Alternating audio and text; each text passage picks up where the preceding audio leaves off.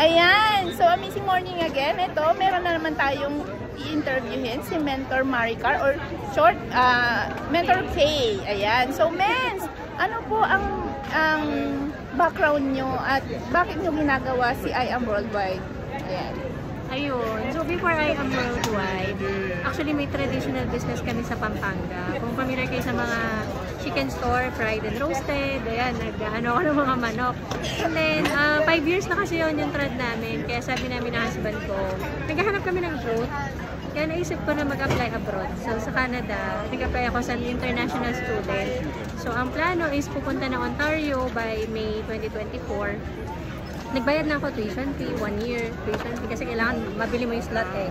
So after nun, nakilala lang si IAM, actually through Facebook lang. Hindi kami na-invite and actually hindi naman kami directly, yung mother ko. Nag-order lang siya ng 1 box ng barley. Hanggang pinulit niya kami, noong una very skeptic ako negative kasi nga ayoko na mag-network. I've been to network marketing na kasi and siguro hindi yun yung right partner. Kaya totoo talaga yung success is having the right partner, even sa business and opportunity. Hanggang tinry namin yung product for 2 months. Nag-okay siya. So, nung nag-start kami mag-share, ang sabi ng husband ko, kuha tayo ng jade. Kasi gusto kong gawin yan sa Canada. Kasi wala siyang gagawin eh.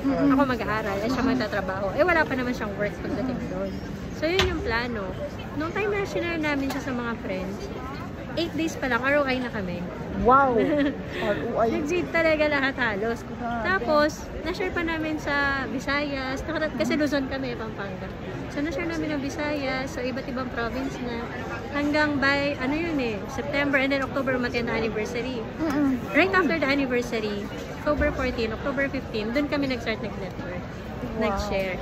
Kaya yung event, dun kami lumaki. Dun na-open. Parang, na-in love ulit. Parang, makita ko yung vision ni Press. Iba. Incomparable with other company. Kaya huwag ka nang titingin sa labas kasi galing na kami sa labas. Kaya huwag mo i-take for granted si IAM. And then yun, nag-decide kaming mag-market. Tapos by November, half-hearted na ako. So December, yun, nag-decide kami na mag-back out. Ayun. So hindi, naka-refund ako pero 25% lang yung binayad ko. Pero ano yun, hindi ko na-regret yun. So, by December, na-hit natin yung Emerald. Wow. And then, January, yun, tuloy-tuloy nag-build. Buong Philippines na hanggang September, sakto, sa 1 year namin, na-hit natin yung Diamond. And, nag-grant na yung IBC.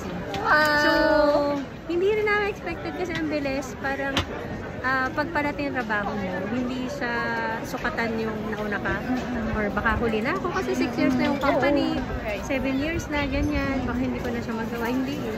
Pag ginusto mo talaga siya. Kaya for me, kung problema mo yung time, diba? Kasi limited ang time natin. Lahat para silent time, 24 hours a day. Pero isama mo sa management yung priority. Hindi lang time management, pero priority management. Kasi ano ba yung priority mo? Ano ba yung gusto mo mangyari? Pag kasi alam mo yon, diba? Alam mo yung identity mo, alam mo yung gusto mong gawin, it doesn't matter kung konti ang time mo or hindi.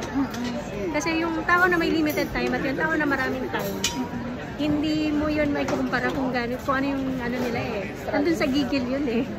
Andun sa gigil. Kasi kahit na marami kang time, pero hindi mo yung ginagamit sa tama, diba? Hindi mo binibigay ang best mo, bali wala. Eh yung limited na time, grabe naman yung gigil niya. Diba? Yung dedication niya. So, hindi ko sinusukat sa marami or konting time ang binibigay sa akin. So, as long as alam mo yung gusto mo mangyari sa'yo, straight ka lang doon. Diba? Kasi wala namang wala namang mabilisan makuha. Given sa amin yung rejection kasi kahit hindi kami mag-IAM, may rejection. Tama. Kahit wala ka sa IAM, nasa labas ka. Pagising mo pa lang may rejection na eh. Pagising mo pa lang may stress na eh. Diba? So, kung tanggap mo yun, may over matter lang. Yeah. Ayun, focus ka sa gusto mo mangyari kasi hindi pwedeng forever na ganito. Diba? Kunwari, ganito ako last year. How about this year? Yes. Kunwari, ngayong year na to, 2025, nangangalahati na. May changes ba? Or same pa rin? Kasi kung same pa rin, it means may kailangan kang dagdag. So, ayun, kami ngayon as IBC owner at the same time builder, priority management kami. Kasi hindi rin naman siya biro, no, yung responsibility and obligation. Lalo na as IBC owner, lahat yan, cater mo, diba? Hindi pwedeng by team ka. Wala kang team. Pag nasa IBC kami, wala kaming team. I am worldwide kami. Ganon. Lahat gagawin. Oo. So, kaya naman, di ba? With the guidance naman ng God, di ba? Sa taas. And basta genuine yung motive mo, yung heart mo. Ramdam kasi yan ng tao. True.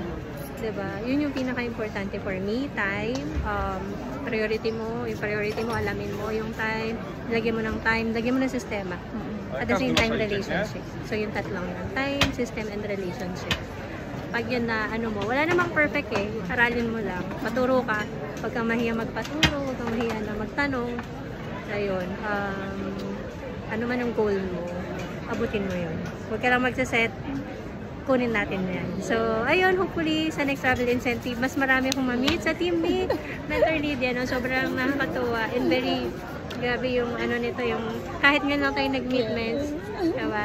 Believe ako na nag-stay ka sa IAM for 5 years. And I know there's much more, diba? Na mas pupuntahan mo pa, diba? Talagang, ano you deserve that. Kayong lahat. Kasi napakasipag, yung sacrifice nyo as working here abroad. Ibang klase yung nyo. Sobra. Diba? So, ano mo naman masasabi mo, Mens, kung yung about sa emotional? Hindi kasi ako nagsasettle sa emotions. Hindi ko siya binababaran. Hindi ko tinatambayan pag emotional, mind over matter. Kasi ang emotion, pwede mong kontrolin. Minsan, nasa isip mo lang talaga.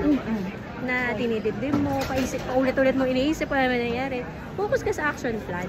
Kasi kung naniniwala ka na mangyayari sa'yo yung nangyari sa mga top mentors, lagyan mo ng action, magre-resulta yun. Part talaga yung, ano bang klaseng emotion yan? Is it personal or sa team? Yung tanong mo. Doon sa lahat na po, kasi di ba, like example, pagka may asawa ka or yung doon sa mga team mo na bigla kang nagkaroon ng problem. Then, di ba? Ano yun?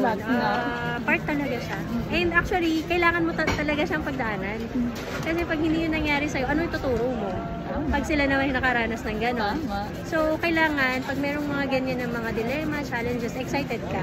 Excited ka na malampasan yun. Excited ka na masolusyonan yun. Yun yung kailangan na mindset.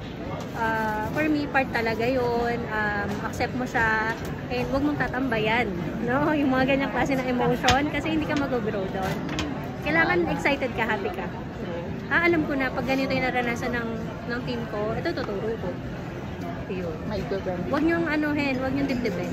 Kasi lahat tayo. At saka sabi nga lagi ng mentor Cory, pagdating ng mga bills, walang emosyon ng bills. Diba? Kaya doon din ako natuto. Kasi before emotional din naman tayo. Pero dahil sa laging, yun yung sinasabi ng mentor natin, no? Hindi kami sanay na mag-open up ng problem within the team. Hindi na pinag-uusapan na wala akong pambayan ng ganyan, wala akong ganyan. Hindi pwede. Gawin mo na paraan yan. So, yun yung magandang practice. Kasi pagka yung energy, nahaluan ng ganon, yung puro problem, open ng problem, kwento ng ganyan, affected yung output mo yung production mo. Doon ka magpo-focus, diba? Lahat na, hahaba na yun, lalaki na yun, ako din ganyan. O, diba, naggatong-gatong. Instead na, anong action plan natin? Anong gagawin natin? Ilan yung kailangan natin ito? Ilang IBP ang gagawin ko? Diba? Sino kakausapin? Ang dami mong hindi kilala, mas marami. Diba? Saan tayo? Diba? Benta, DR, build. Ganun lang. Ay, paulit-ulit. So, yun. Huwag natin tatambayan yung mga negative emotions.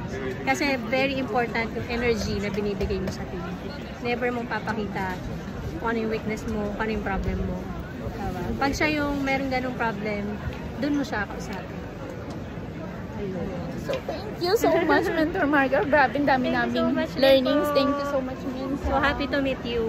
And I hope, sa susunod, mas marami na ang team LHW. Congratulations. See you all at the top. Thank you, Mens. Thank you.